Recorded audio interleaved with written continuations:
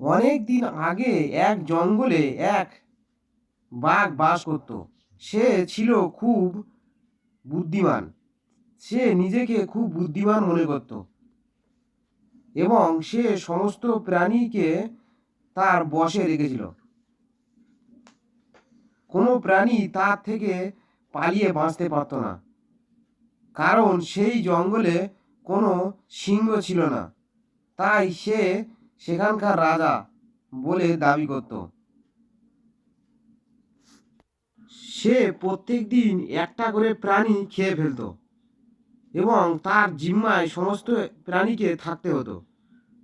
তাই সবাই মিলে একটি বুদ্ধি বানালো যে বাঘকে বশে ফেলতে হবে।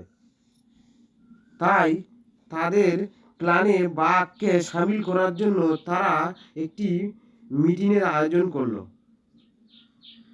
যেখানে বাঘ উপস্থিত ছিল। বাঘকে প্ল্যানে বলা হয়েছিল,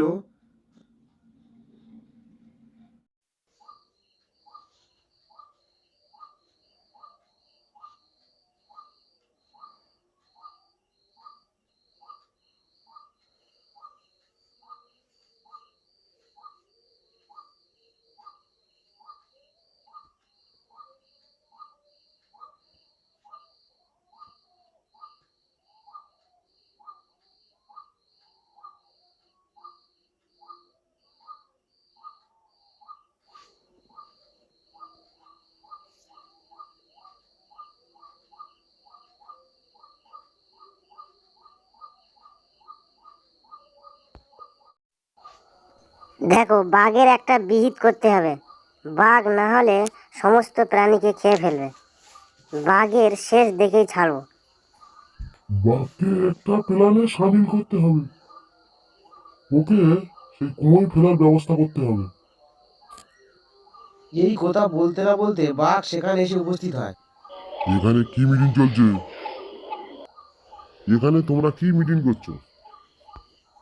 আমরা তোমার খাবারের ব্যাপারে আমরা কথা বলছিলাম। তোমাকে প্রত্যেক দিন একটা করে প্রাণী খেতে দেবো, কিন্তু আমাদের একটা শর্তটা হলো তোমাকে আমাদের সাথে একটা কাজ করতে হবে। কি হে খরগোশ মশাই, আজকে তো তোমার খাবার পালা। তুমি নিশ্চয়ই আমাকে খাবে, কিন্তু তার আগে আমার সাথে একটা শর্ত পালন করতে হবে। আমি যে কোনো শর্ত পালন করতে রাজি আছি তোমাকে খাওয়ার জন্য। ঠিক আছে, তাহলে তোমাকে আমার সাথে কিছুটা পথ। চালাক খরগোশ বাঘটিকে সেই একটি কুয়ার কাছে নিয়ে আসে। কি ব্যাপার? কুয়োর ভিতরে দেখছি আর একটা বাঘ। খরগোশ তখন চেঁচিয়ে বলে ওঠে, হ্যাঁ মহারাজ, এই বাঘটি আমাদের 5টি খরগোশকে খেয়ে ফেলেছে। আপনি একে হত্যা করে ফেলেন। বোকা বাঘ তখন খরগোশের কথা শুনে সেই কুয়োর মধ্যে লাফ দেয় এবং সেই বাঘকে হত্যা করতে যায়। এইভাবে বোকা বাঘটি খরগোশের কথা শুনে কুয়োয় নিজে লাফ দেয় এবং প্রাণ ত্যাগ করে।